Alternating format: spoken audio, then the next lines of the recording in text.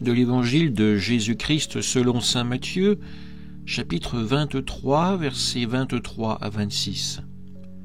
En ce temps-là, Jésus disait : « Malheureux êtes-vous, scribes et pharisiens hypocrites, parce que vous payez la dîme sur la menthe, le fenouil et le cumin, mais vous avez négligé ce qui est le plus important dans la loi, la justice, la miséricorde et la fidélité. Voilà ce qu'il fallait pratiquer sans négliger le reste. Guides aveugles, vous filtrez le moucheron et vous avalez le chameau.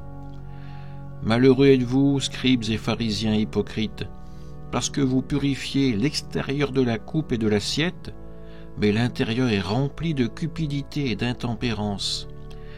Pharisiens aveugles, purifie d'abord l'intérieur de la coupe, afin que l'extérieur aussi devienne pur.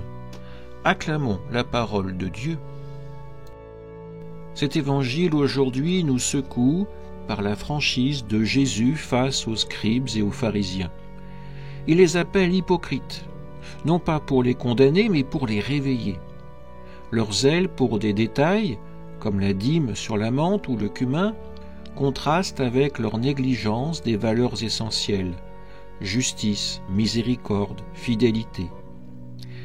Jésus ne rejette pas les pratiques religieuses, mais il dénonce leur superficialité quand elles masquent un cœur qui est loin de Dieu. L'image du moucheron et du chameau est saisissante. Les pharisiens, eux, filtrent les petites impuretés, tout en ignorant des fautes graves, comme l'injustice ou l'indifférence. Ne nous arrive-t-il pas, à nous aussi, de nous perdre dans des détails?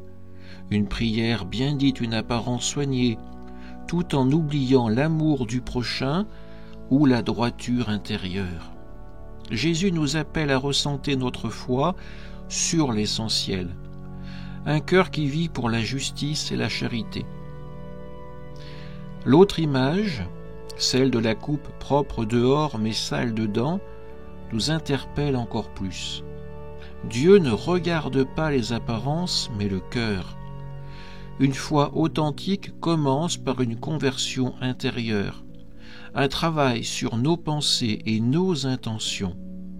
Purifions d'abord ce qui est en nous, et nos actes reflèteront naturellement la lumière du Christ.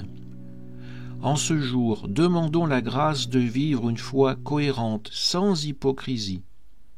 Que la Vierge Marie, elle qui est le modèle de la sincérité, de la vérité, nous guide pour que nous puissions aimer en vérité et faire rayonner l'Évangile par nos vies. Amen.